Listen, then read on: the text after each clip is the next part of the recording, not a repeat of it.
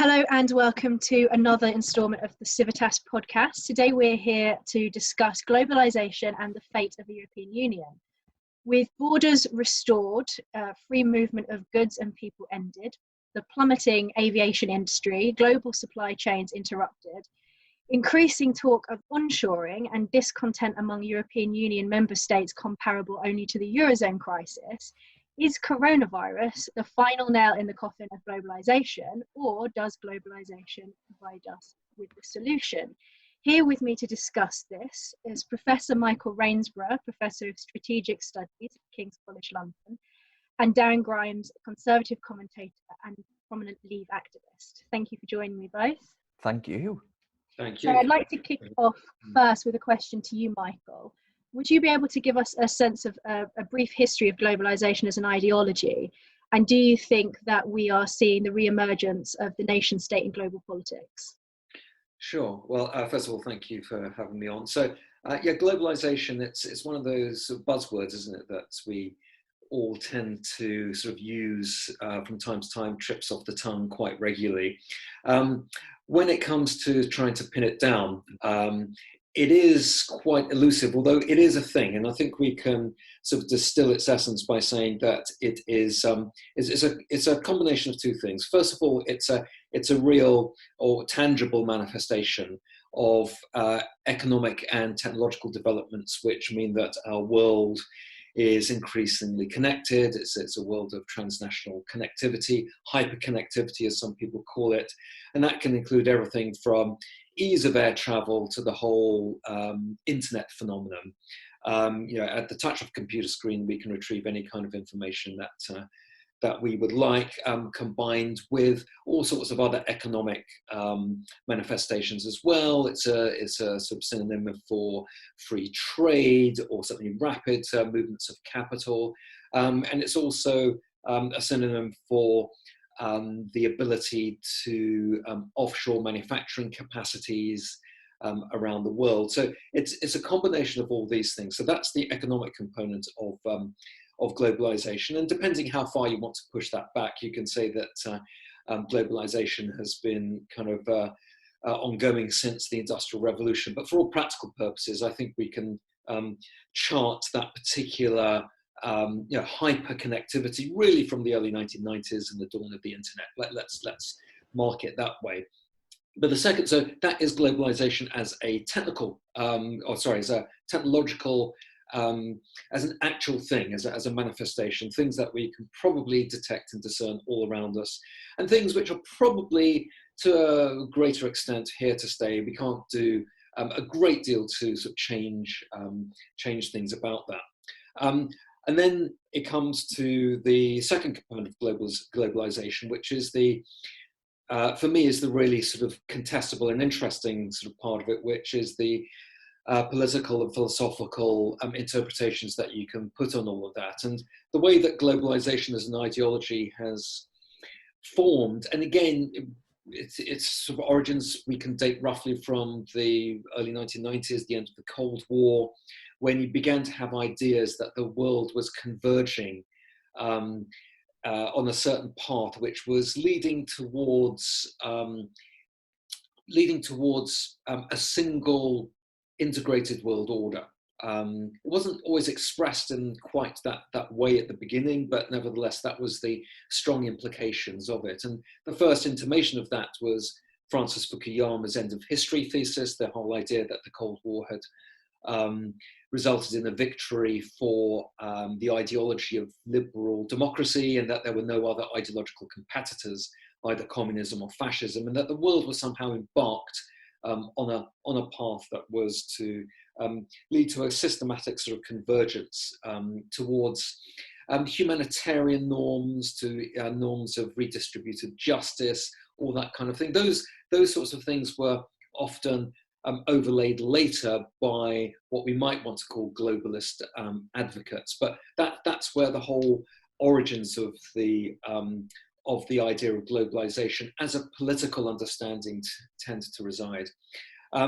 Its main, or one of its main unifying facets was the idea that globalization, both as an economic manifestation and as this idea that it was a movement towards a certain sort of end point in history, that it was beginning to erode attachments to the nation state. And that we would be, according to globalist advocates, we would be much more susceptible to being managed by often technocratic elites beyond the nation state via world institutions, global governance, United Nations being the most obvious, but also through regional structures, again, the EU being the most prominent. As for whether we have arrived at a point where the nation state is being eroded, well, I think we can say that there was a definite movement, again, manifested particularly with the integration or the prospective integration of the EU towards ever greater union, that suggested that this might be a possibility. I think that the amongst other things, you know, the anti-globalization movement, as you call it, manifested in Brexit, to an extent in the election of Donald Trump. But as we can see now in the aftermath of the coronavirus crisis, that the nation state has not gone away. And in fact, the big losers from all this, so far the evidence suggests, are those structures of what we call globalization, global governance, regional structures, which have proved that they are, if not irrelevant, then sometimes actually malign. So I'll just leave it there, and that's my general overview of that particular question. Darren, do you think that what we're seeing is the end of hyper globalization, as some people have called it? And if we are, do you think that it's a good thing that we're kind of almost by necessity seeing the internationalism swept away, and out of necessity the sort of re-emergence of sovereignty as something that's important to protect the nation state and its population? I think the way Michael put it in two parts is incredibly important, because it's exactly the way in which I would have put it as well, which is that you've got the free trade part of globalization, which I think actually, many of my friends of a free market persuasion talk a lot about being careful not to throw the baby out with the bathwater, and put forward quite a powerful argument on the story of humanity over the course of the last 2 centuries, which, if we very quickly look at the statistics, is nothing short of remarkable. As late as 1870, life expectancy in Europe and the world was 36 and 30 years respectively. Today it's 81 and 72 years. In 1820, 90% of humanity lived in extreme poverty. Today, less than 10% does. In 1800, 88% of the world's population was illiterate. Today, 13% of the world's population is illiterate. Now, I could go on and on with these statistics. So I think it's really important to make a distinction between free trade globalization, which I think has been an overall net positive for humanity, and global governance globalization. And that is the role of global institutions like the World Bank, the World Health Organization, which I could talk about all day, which is much more questionable in my opinion, and where reforms would absolutely be welcome. That, in my opinion, is where the bathwater could be thrown out. So I think the UK and the West have completely taken their eyes off of the ball as far as these global governance organizations are concerned. I mean, I'm actually going to, well, potentially won't be surprising for the audience listening today, but I'm going to do something that you don't hear often in the media, which is say something positive about President Trump, because I actually think he is making these unaccountable global governance structures accountable. These organizations of global governance have become, in my opinion, self-serving bureaucracies. Countries, I think, should pay more attention to holding them to account. So I think when we emerge from this dark cloud that's hanging over our lives and seeing billions of us squirreled away from a potentially fatal virus, it'll be that we need more clarity on global health bodies that are free from politics, for example, and not kowtowing to the Chinese Communist Party, as one major example. So do I think globalization as a trading unit has failed? Possibly not, no. If we look at the pure data on how much it has improved access to basic goods like food, clothing and footwear, and reduced prices of those basic essentials, which are the biggest impact on people's shopping baskets, the poorest people in society. But do I think that global governance structures are incredibly dangerous and need to be more accountable? Absolutely. You will have no stronger an ally in that argument. You cite, so there's obviously this debate going on at the moment that I think is kind of summed up by John Gray on one side, who's saying that liberal capitalism has gone bust, and then on the other hand you have people like David Starkey who have made the point that actually capitalism will be and is what is getting us out of this mess, whether it's in terms of, in other countries, not in this country, as the Adam Smith Institute pointed out, in terms of testing, or in terms of the supply of food, for example. Do you think that perhaps you'd be able to explain how you think it's possible for someone such as yourself, Darren, to be both pro-nation and potentially pro-borders, whilst also being pro-free trade, but not necessarily a globalist in the ideological terms that Michael has described?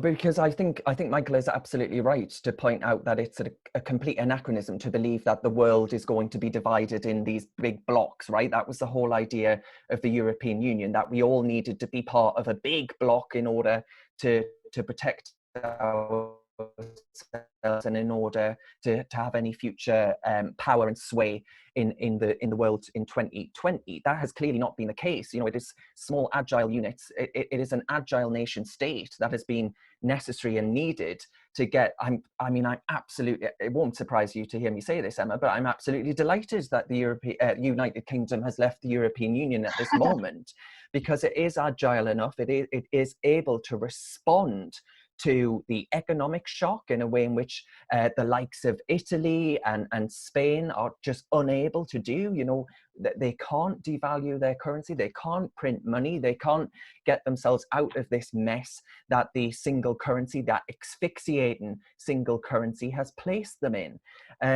It's like a chokehold. My heart really does go out to Italians. I think if you look at most of the polling at the minute, it suggests that Italy will leave this more Eurosceptic than it was when it got into it. And I think that can only be right and understandable. But I think the way in which I marry the two is, I think free trade between nation states has, as I just pointed out, as far as purely economic costs, being a net good. But I think the way in which China has been allowed to get away with dumping on the global market, to rip apart patent law, to steal even patent law, I think is incredibly dangerous. And the West has turned a blind eye to this.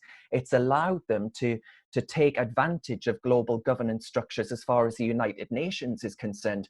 I mean, to me, it's a complete joke that Russia and China are able to be big players on the bodies of the United Nations. I mean, look no further than the World Health Organization's response and the way in which it ignored Taiwan, which, you know, raised the alarm. And because it wasn't in the World Health Organization's, well, interests, I guess, given that the Chinese are the ones that put them there, with the support of a few African economies, which of course are in a position, and quite a perilous position, where they're beholden to the Chinese state, thanks to the debt that they receive, the debt relief that they receive from the Chinese Communist Party. In so many ways, we have just completely taken our eyes off of the ball. And that's the concern I have with these global governance movements. I don't think it's inconsistent to argue that the nation state and borders, and look no further than France. France decided that the single market is no longer important when it, as far as EU procurement rules are concerned, it impounded PPE equipment that the NHS had purchased from a French manufacturer, and it said no. Now that goes against EU rules. You know, the EU has got rid of its Schengen area. The EU has decided that borders are important. The EU has decided that actually open borders are pretty dangerous when it comes to the spread of a potentially fatal virus. I think there are many ways in which actually we are seeing a resurgence in the nation state, but I don't think that's inconsistent with being able to recognize that trade is a positive, but allowing people to take advantage of that by dumping on the international market and taking advantage of the structures of the United Nations is an entirely different kettle of fish. I see you nodding along there, Michael. Yeah, I think Darren is on the money, and I would support what he says in terms of not throwing the baby out with the bathwater. But there are definitely, to use his phrase, there is something that you can throw out, and that is the ideology itself, which I think has been responsible for what Darren has pointed to, which is taking our eye off the ball.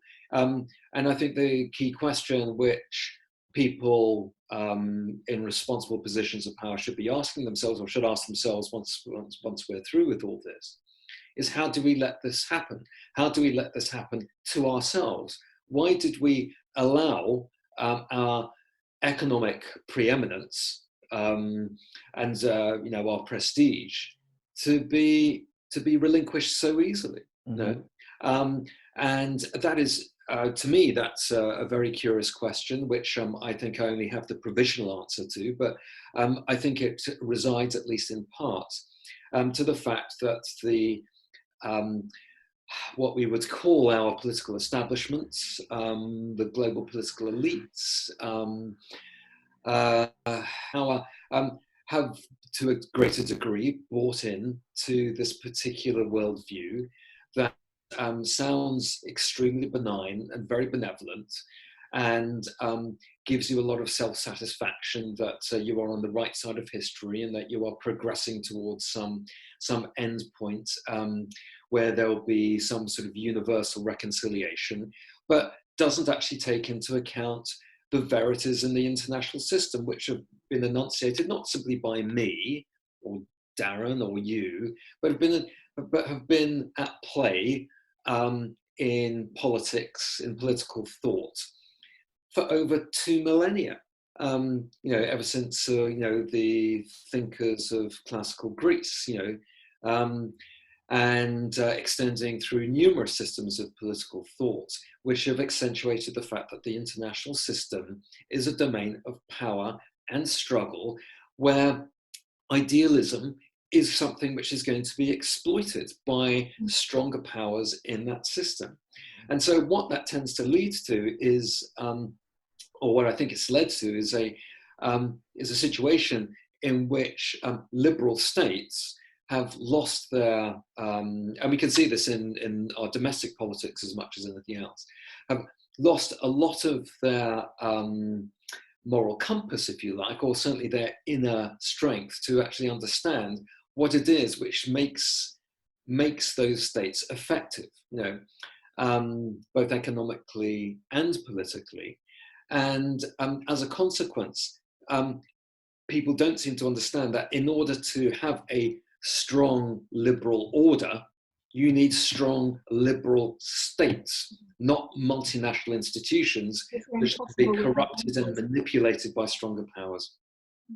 It's interesting that as soon as governments are confronted with necessity, as they have been in this situation, that it's almost as if the ideological element of it is a mirage that just sort of dissipates. Yes. And you're confronted with the fact that the most natural, the naturalness of the existence of the nation state and how important borders are to ensuring the possibility of democracy and accountability and all of those things. And in a way, and I think this is something that you kind of alluded to, Darren, that it in a way has vindicated Brexit, because it's something that we obviously as a body politic had our ear to without having to be kind of confronted with a plague to realise it.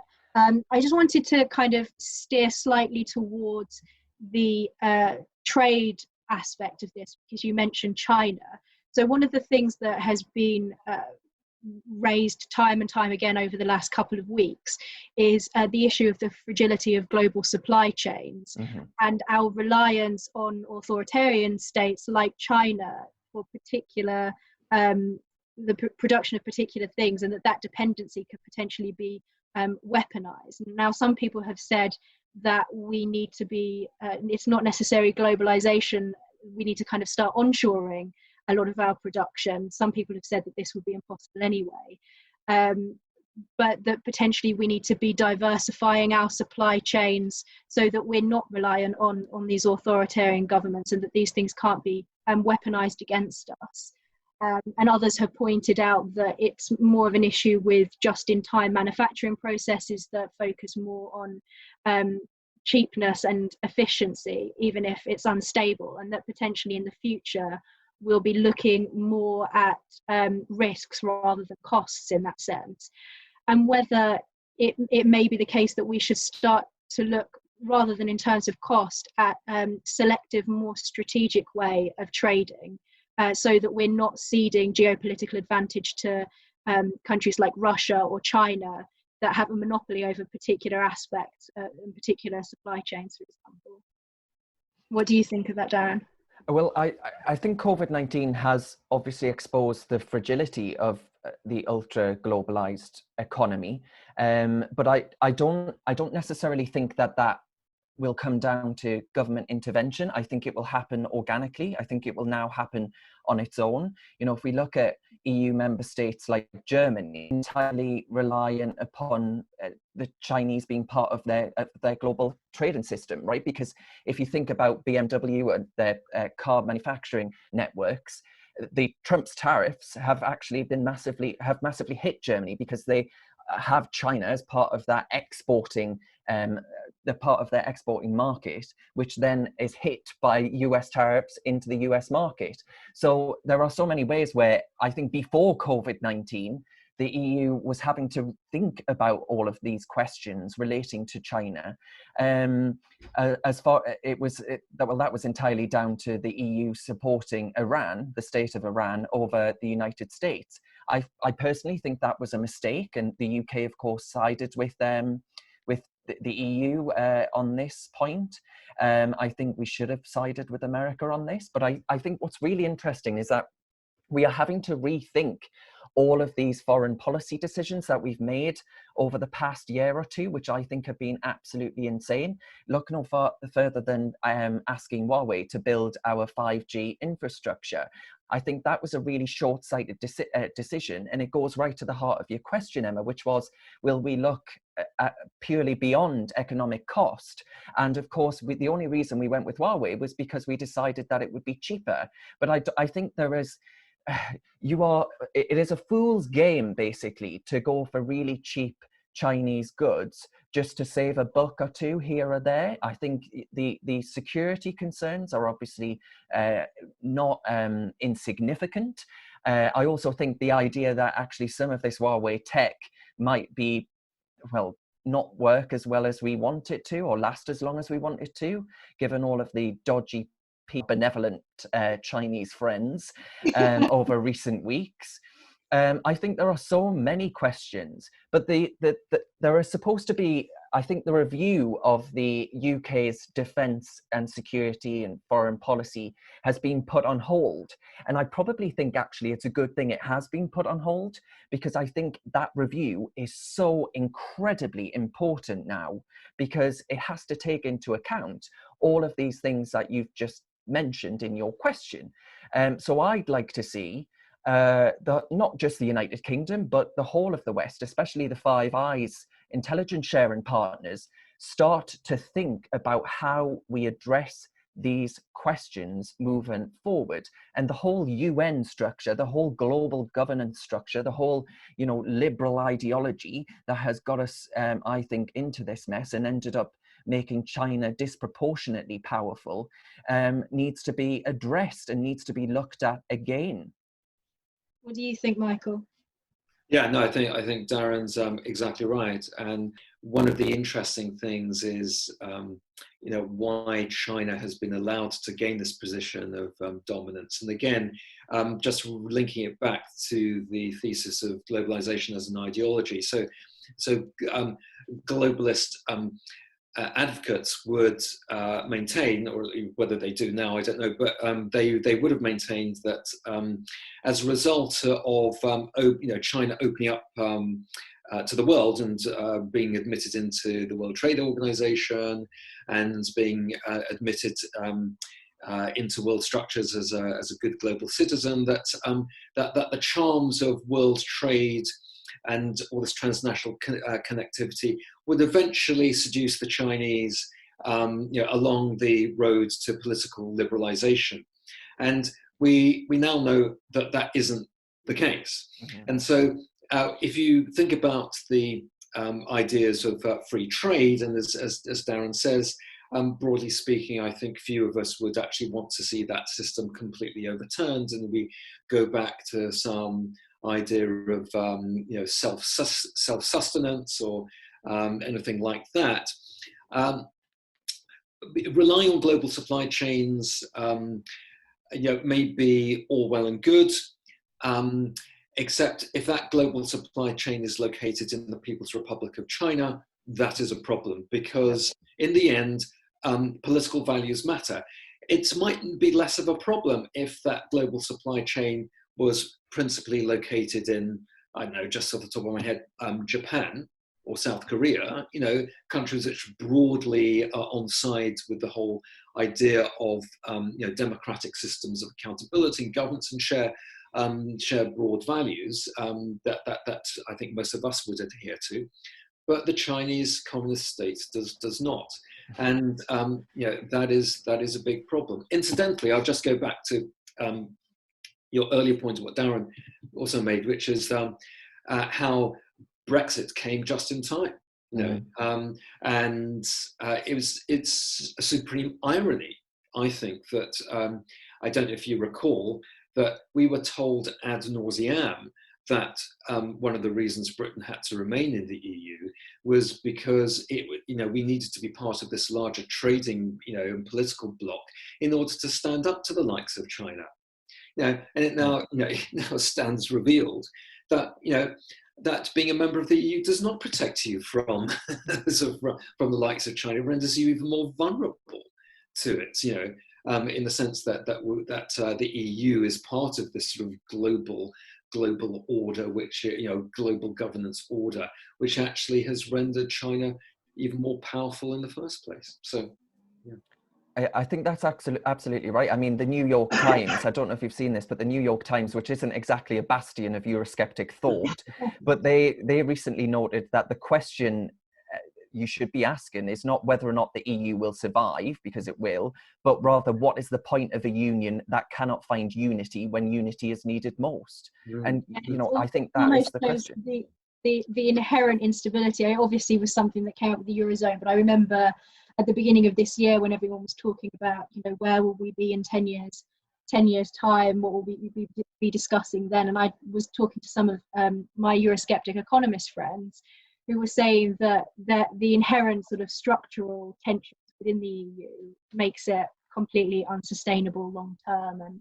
And now what we're seeing still again is the same tension between the northern and the southern states, and the fact that, if anything, being shackled to a sort of cumbersome pan-European body like the EU puts you more at risk and ties your hands behind your back whenever you're having to try and fight something. I mean, obviously everyone has been painting pandemic as apocalyptic, but it's just a natural thing that comes around and something that states should be prepared for and should be able to deal with.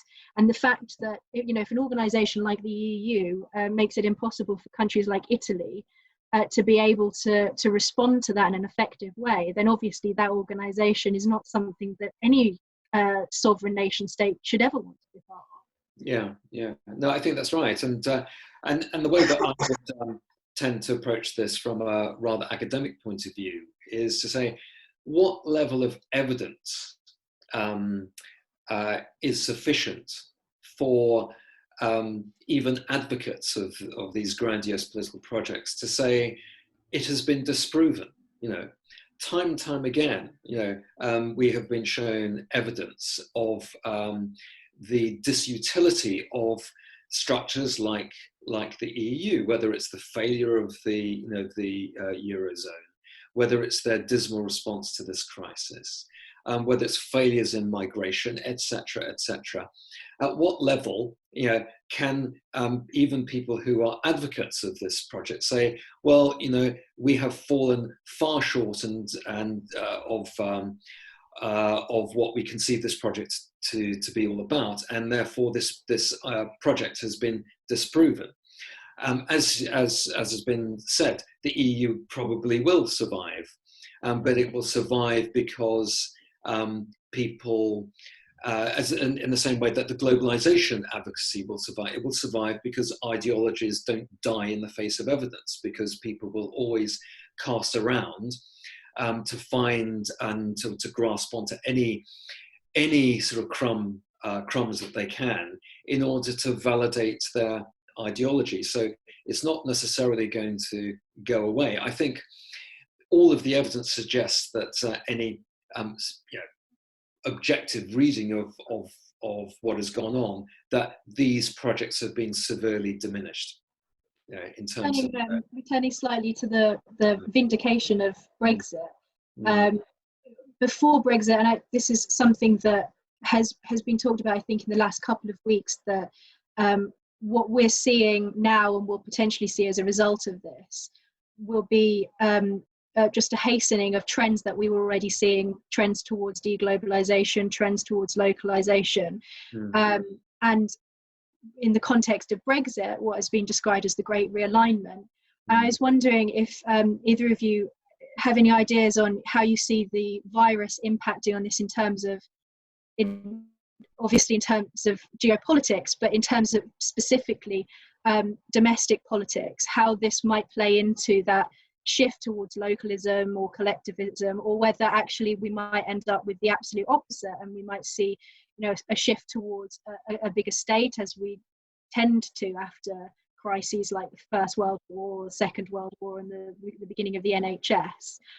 So Darren, do you have any thoughts on that? Well, if we look back through history, the response to pandemics has always been that you do see a rise in against globalization. That I think that's pretty inevitable. Whether or not it goes back to how we started, right? It depends what you mean by globalization. I think some elements of rejection of globalization are absolutely fantastic, but do I think that shutting down the international trading system would be a good thing altogether? No, probably not. But one thing I will say, though, that I am dead excited about is the exposing of the green mantra as complete claptrap. I think the idea that local is good and globalization is entirely bad, and a belief that we should stop chasing economic growth and shrink our economy and reduce production and have everyone on a universal basic income of, I think it was something like £89 a week was in the Green Party's manifesto in December, and pursue a negative growth agenda. I'm going to take a wild guess and say that policy position will not be overwhelmingly popular in a country that now has mass unemployment and people losing their jobs, and calling for further economic growth to ensure that they can actually receive that employment once again. I think it has exposed actually the deceit of the green argument. And I find it I notice they've been exceptionally quiet at the minute. I haven't heard much from Extinction Rebellion, have you? But I think these sorts of things have been exposed quite neatly. So that's one thing I'm quite excited about. But do I think... I think the nation state has been strengthened, because I don't think, if we think about the Irish Protocol in the United Kingdom's withdrawal agreement with the European Union, we were told that the protocol needed to be in place because, one, the island of Ireland would revert back to, violence and murder, which I think that is far-fetched and completely nonsensical. But also that the sanctity of the EU single market needed to be protected, and that the four freedoms needed to be protected at all costs, and they could never countenance lowering those restrictions on their precious four pillars. But we've seen that as soon as they need to do so, they have done so. Suddenly those 4 pillars aren't as steadfast and you cannot have any flexibility on them whatsoever, has clearly gone out of the window altogether. It has exposed the EU's nonsense on that as well. They're having to reassert their validity as well, whilst having the borders down. And once you've done that, once you've tried to, prove that the EU is doing something, particularly towards Italy, as they have done now, since they have apologised for not helping them fast enough. Once the borders are down, that's Pandora's box opened. What do you think, Michael? Yeah, I mean, I don't have a lot to add to what Darren has already mentioned. I think in terms of where it could go from here, there are, and insofar as it's also wise to speculate, because I think we're in such a fluid situation. Who knows how it will work out ultimately? It will probably be a mixture of probably somewhat contradictory forces, as you implied in your question. So I don't think free trade will be curtailed completely, but I think there will certainly be some reevaluation of strategic priorities about what is a national security, what should be regarded as sort of key national security issues which should be protected, and that may mean repatriating some manufacturing capacity. It could mean, I think it will mean that the idea of the nation state will be reasserted quite strongly, because I think that all of these ideas about free movement and these 4 pillars, as soon as they're put under pressure, what comes back, charging back, is the assertion of national borders, national sovereignty, looking to their own resources to get out of the crisis, and all of this sort of transnational governance stuff is revealed to be quite synthetic. That beneath all of this, the nation state is actually very robust, and it's clearly actually sort of quite robust in those states which are already sort of members of the EU, but are unfortunate enough still to be a member of that particular organization, which have clearly sort of seen the failures of those structures, but are clearly reasserting their territorial control, and that's true in the most fervent of countries. France, or at least has, its leader, President Macron, federalist central. He's the one who's coming out with this rhetoric that essentially France is to be put first. I'm not sure if you could put a cigarette paper between him and some of the rhetoric that Donald Trump might actually be saying. As for the other societal impacts, well, again, who knows whether we will become more predisposed towards, as you say, sort of not authoritarian solutions, but state direction, or will we yearn to have our freedom back?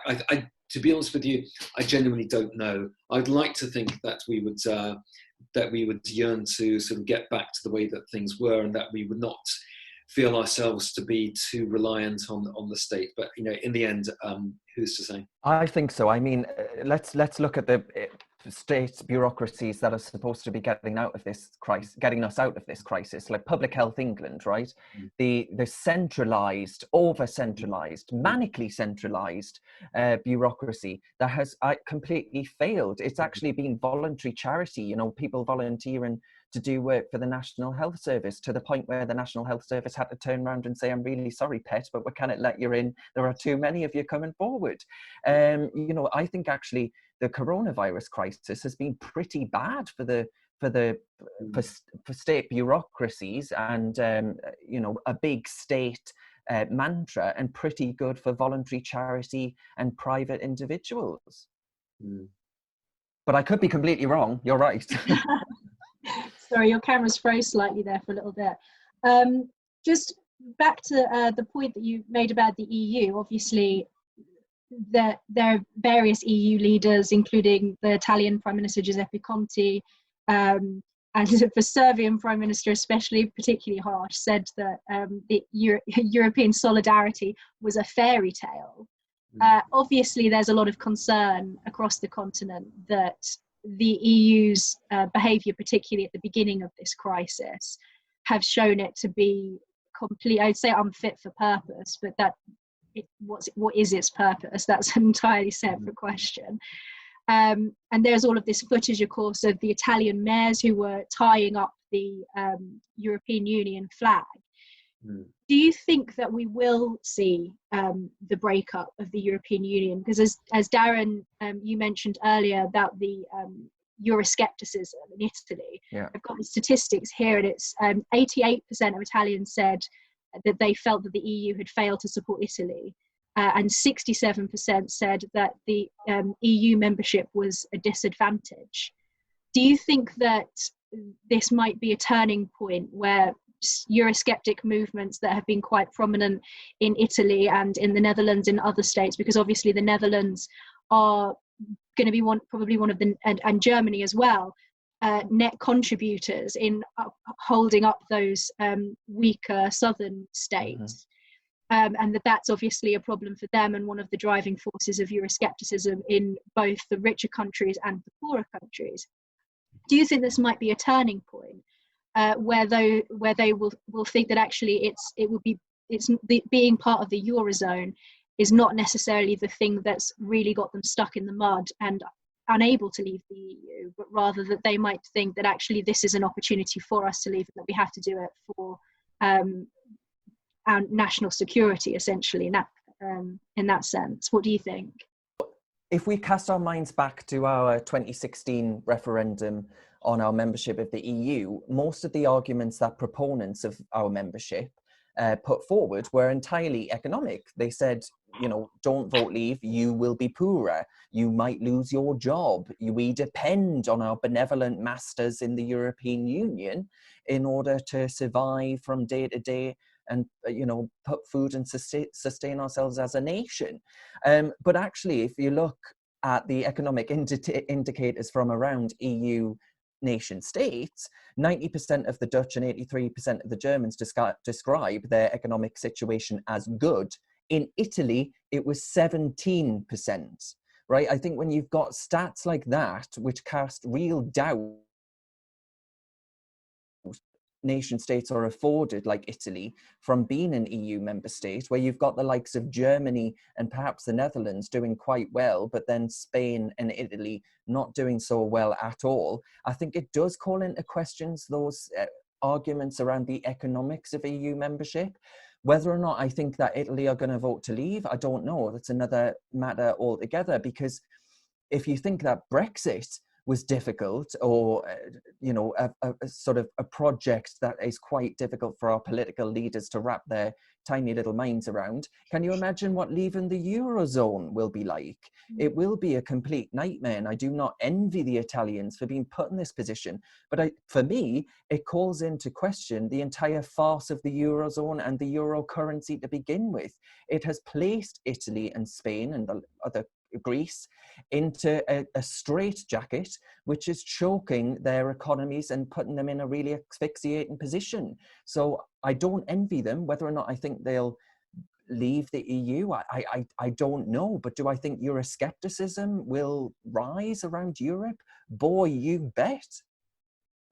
Michael, do you think that we might see another Eurozone crisis as a result of this, and potentially gradual disintegration?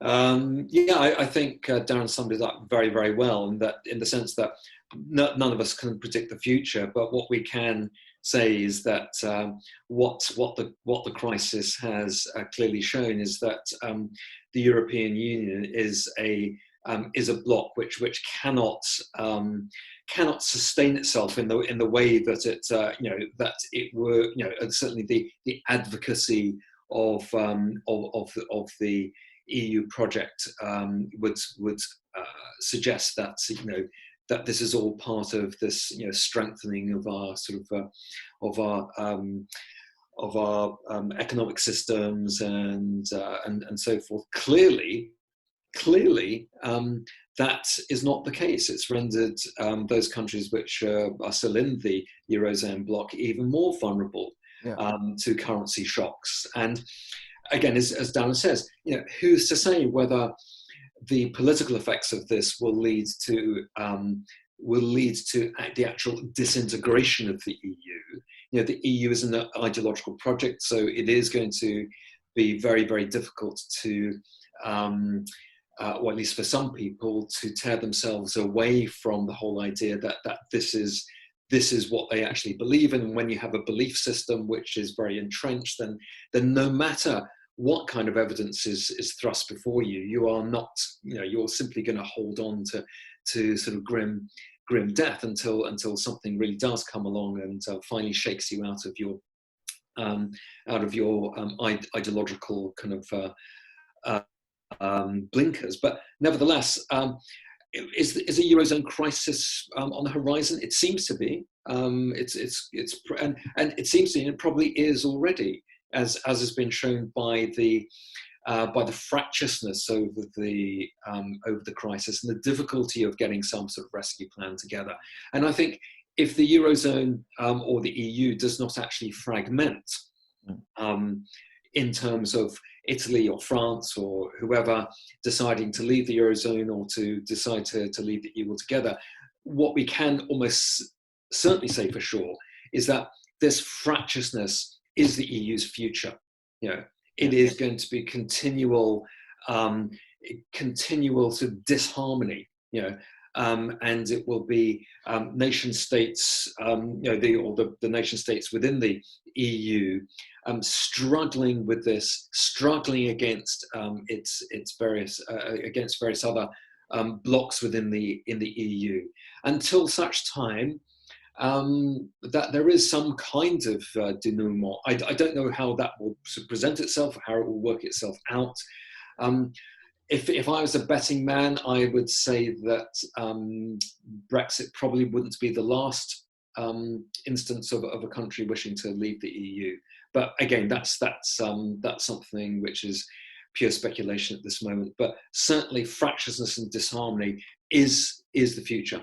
I mean, how many times have you heard proponents of the EU quote that Jean Monnet quote, which says Europe will be forged in crises and will be the sum of the solutions adopted for those crises?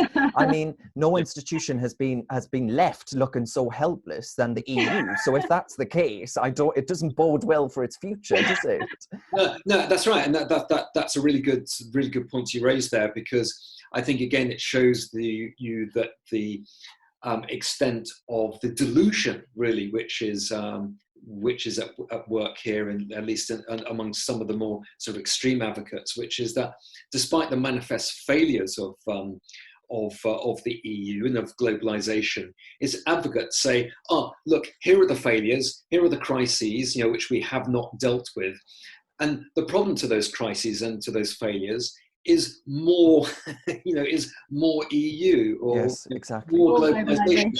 So this means that the whole thing is completely unfalsifiable. Yeah. And if it's unfalsifiable, then it's not a rational project which is subject to refutation. It's an ideology. And of course, it doesn't have one common enemy anymore, which was the United Kingdom, to point at and blame them for being an unruly tenant. Yes. Exactly. A question for you, Darren, that you'll love to get your teeth stuck into. Oh dear. Do you think that there is a future for large international organisations like the World Health Organization?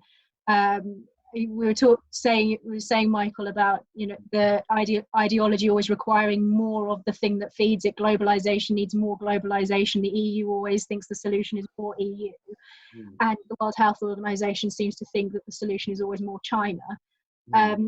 What's your opinion, Darren, on whether or not the World Health Organization has had it? Well, there's no real accountability for these self-serving bureaucracies. That's the problem. That's why I was absolutely delighted when Donald Trump pulled the United States' funding, which is by a country mile the biggest contributor to their funds, I think that was a really good thing, because I think now the United States can go back and say, well, if we get X, Y, and Z, we'll be willing to reinstate our funding to this body. I do think that a global health body in an age where we are all hyper-connected and these sorts of pandemics can spread like wildfire, as we've experienced, is probably important. But there's no way in hell it should be as politicized as the World Health Organization has been. I mean, Dr. Tedros, the Director General of the World Health Organization, he was only put in place, and I know I said this earlier, but he was only put in place because he had the support of China and the support of African economies, which are beholden to China because they have their debt, well, basically paid for by the Chinese Communist Party. And the West completely took our eyes off of the ball when it comes to that. So I think this sort of body should exist, but do I think that the West needs to stop bucking up its ideas and actually making sure that these organizations are accountable? Absolutely, because my concern is that most of these organizations now, the United Nations is either used as a glorified stick to beat the state of Israel with, or is used as, you know, China, despotic regimes, authoritarian regimes like China and Russia to play geopolitics, and the West is just sat there on its bum, not doing anything, not giving a damn what happens on all of these organizations. And I think that that is incredibly stupid, and clearly has put us in the position where the World Health Organization, because it is kowtowing to China, has turned a blind eye to this virus. And now our economy is having to deal with the damage that we would have sustained after a small, after not a small war, but after a war, you know, in which the other party would normally have to sign a surrender document and be liable to pay us some money. But that's not going to happen, because China is a sovereign state that we can't just take to court, because, well, they would tell us to sod off. And we have to ask how we've ended, I hope I can say sod off on this podcast. Oh yeah, you can. But we have to ask ourselves, how the hell have we put ourselves in such a perilous position? That's what I want to know. I want to see some accountability on these global bodies. What do you think, Michael? Yeah, again, I think Darren has summated it very well. I probably don't really have a great deal to add, except to say that what is interesting is that China has behaved like a classic nation state, and has put its own strong, nation state with very, potent sort of, potent view of itself. It's not a system that, of course, I have any sympathy with or agree with in any shape or form. But if you observe its conduct as a nation state, it has a very strong sense of itself, which is the sense which Western states, because they've bought into this whole ideological fixation of globalization, and we're all kind of embarked on the sort of happy ends of history, we've somehow sort of lost that in this sort of idea that somehow we're all on board towards a kind of Shangri-La, and that the Chinese are going to be there with us, but they're not. They're going to be struggling away, trying to gain what they perceive as their national self-interest. And frankly, that is what Western nation states should start doing. It's standing up for their own nation, their own national interest, and asserting themselves in that respect. And I completely agree with Darren. I think what Donald Trump has done with respect to withdrawing funding from the WHO is absolutely the right thing to do. And that is an example of a strong nation state, doing what is in its own best interest. And as it happens, I think it's in the interests of an awful lot of other nations as well. And I think the other point to make is that if you vacate the field, the Western states, as a result of their sort of misguided idea of what liberalism is about, if they vacate the field, particularly in the international system, towards the likes of China, then of course the strongest sort of the strongest elements in the international system, i.e. China and or Russia, they will begin to dominate. And of course, the strongest in the system will therefore tend to attract adherents, particularly as Darren pointed out, those states in places like Africa, which can then be molded and manipulated to serve China's interests and be bound into its economic and political orbit. That's how power politics works. And I think what Darren mentioned, which is the fundamental point, which is this is such a basic rule of political life. Mm-hmm. Why has it actually been forgotten in the West?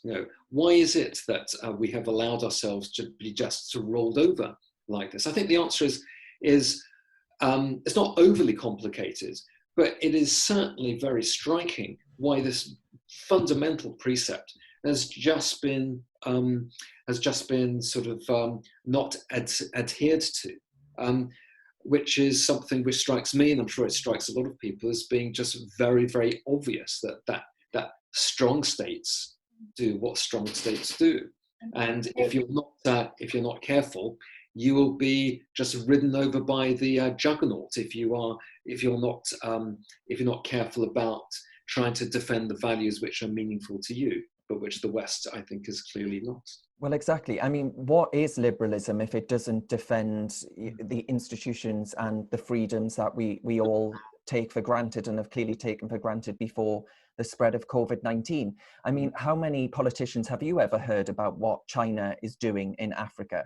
How many politicians instead have you heard focusing on internal arguments within the continent of Europe? I think for far too long, our politics and geopolitics has been entirely focused on one continent of the earth and just completely ignoring, being asleep at the wheel as far as the rest of the geopolitics going on around us is taking place and taking shape is starting to look like. I mean, China's dominance in Africa actually terrifies me. Never mind arguments over whether or not we have a trade agreement with the European Union. If I was a policymaker, I'd be more worried with what's going on there. I think that's a really good way of putting it, actually. I'm going to pat myself on the back. I think the United Kingdom's foreign policy has been found itself asleep at the wheel.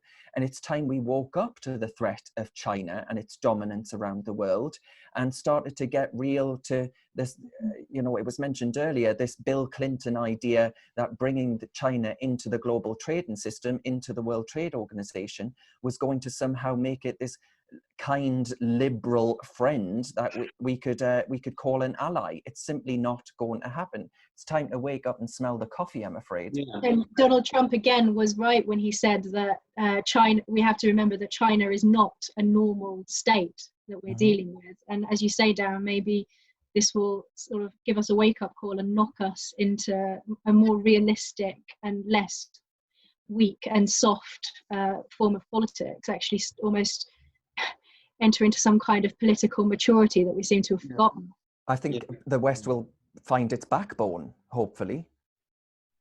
Do you think in terms of trade following Brexit and the sorts of deals that we're going to have to strike, what are your thoughts on the sorts of opportunities that there might be and the sorts of considerations that we're going to have given that the veil has been lifted as a result of this virus?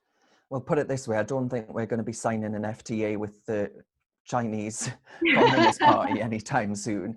I think if we look at the threats that have just been made by China to Australia, which interestingly does have a free trade agreement with China and has done for several years now, I think Australia actually has been a fantastic example of a nation state standing up to China. They've proposed holding an inquiry into China and has now been told that they could face retaliation as far as their goods market is concerned. I think that's an entirely brave and admirable thing for Australia to have done. I can't wait for the UK to hopefully follow suit. As far as free trade or the UK being a trading nation once again is concerned, I think we forget actually that the UK is the world's soft power superpower.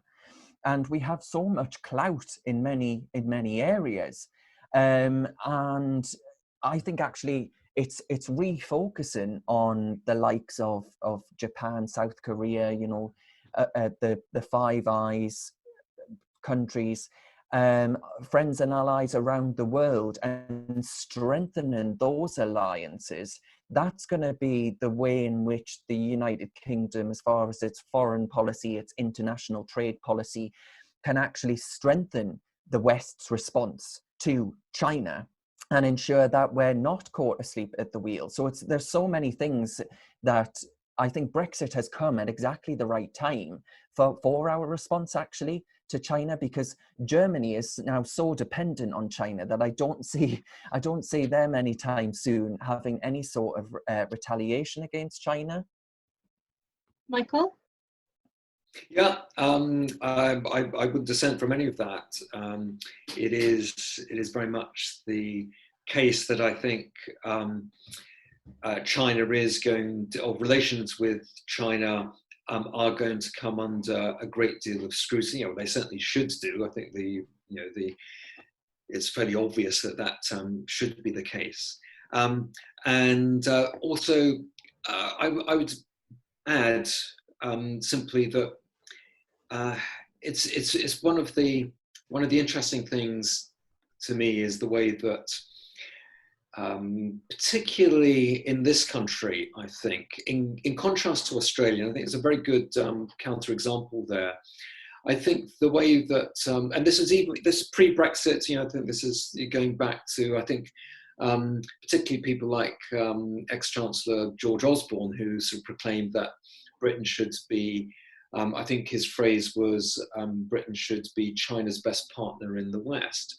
The whole idea that we should somehow subordinate everything to economic relationships, and that, you know, just because China is, you know, this big economic colossus, and I'm not entirely convinced that you know, that by importing loads and loads of things from China that is necessarily in our overall economic interest to have such a relationship. You know, that this certainly should be reevaluated, and we should actually be asking key questions like, we should be putting national security issues and humanitarian ethics above economic relationships. And if that means that we do less trade with China, well, so be it. You know, we have to, in the end, be prepared to stand up for our value systems. And that includes the fact, you know, if we think back to maybe, would we have done a whole bunch of international trade with Nazi Germany or with the Soviet Union during the Cold War? Would we have overridden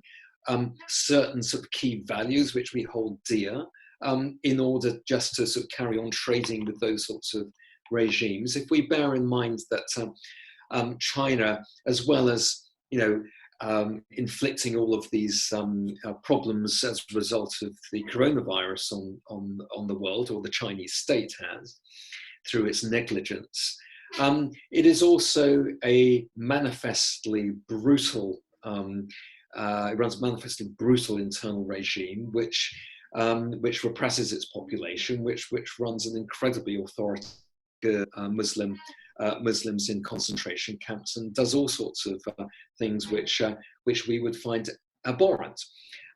Therefore, why economic relationships with a country like that should be set above all other considerations, I think is something which, again, is curious to me, and I think should certainly be reevaluated in the light of this crisis. We're running close to time now, so one final question. Is there anything, rather like income tax, temporary things like to stick around? Do you think that are there any things like, for example, the changes that we've made in terms of businesses towards more remote working, the disparity between the kind of interconnectivity over the web that might actually start facilitating a kind of localism? Do you think that there's anything that might come out of this that would have been unthinkable before, but potentially might stick around permanently? Well, hopefully not the massive fall in GDP, but I think, yeah, pre-existing trends like online shopping and working from home, as you've just mentioned, I think they will be trends that we see continuing after the virus. But I think that'll be primarily, you know, middle-class workers who can actually work from home. I don't think, you know, manual labourers are going to be able to start doing their factory work from home. But it will be intensified. I think the pandemic lasting effects of it will obviously be a massive debt crisis that we have to somehow try and relieve the burden on. But I think one criticism I would have of the Conservative government over the past 10 years would be that I think austerity unfairly hit some of the wrong communities. I think it disproportionately didn't tackle things like the triple lock on pensions maybe, and instead was expected to fall on those of working age. I don't think going forward we can respond as far as our economic policy is concerned by attacking working age people again. I think those sorts of trade-offs have to be addressed, and that's not going to make me very popular saying that, by the way, but I do think as far as our future response is concerned, those sorts of things cannot continue. Because, you know, if Boris Johnson wants to hold on to those once red seats that are now blue, he's going to have to take into consideration the workers who, from 2010 onwards, bore most of the brunt of austerity. Although I would argue that we didn't really have so-called austerity, really. Michael, any final thoughts? Not any profound ones, except to say that what you initially mentioned about how this will all play out, and what will we be left with at the end of the day, which again, as Darren very, very rightly says, you know, is likely to be a lot of debt, a world recession. That will be the main, I think, legacy of all this, along with how we reevaluate our relations with China, how we think about, if we do think about that deeply, notions of globalization, which I hope will come under scrutiny. How will it change our modes of interpersonal conduct? Well, again, I think it's fairly clear that I think perhaps at least some people in some sectors, you know, can get by from, you know, working from home, and that they don't necessarily have to go into the office for all of their interactions. Maybe that's a good thing, maybe it's a bad thing, I don't know. Whether we will be living with social distancing for some time to come, you know, might be another sort of question, which is which can be debated. But I think we can just say, I know this is a fairly flaccid point to perhaps end on, is fairly sort of, as I say, not terribly profound, but, you know, our world will have changed, you know, somewhat at least. Hopefully we can get back to some sense of normality, but I think a lot of things will be in flux. I think it's tempting to say that, you know, if one reads this crisis in a way that validates your own political point of view, and I'm sure that is actually happening on, shall we say, the other side of this debate. You know, they'll be grasping around for all sorts of ideas to try to rationalize what has happened. But I think the general, if I was to speculate, the general forces that have been unleashed by this crisis would tend to push towards localization and the reassertion of the traditional verities which inhere in the nation state. Thank you so much, guys, for joining us, and so interesting. We think we could go on all night, but thank you very much. Thank you. And, pleasure. Thank you. And to everybody watching, I hope you enjoyed, and please subscribe to our YouTube page and keep an eye on our Twitter feed. Thank you.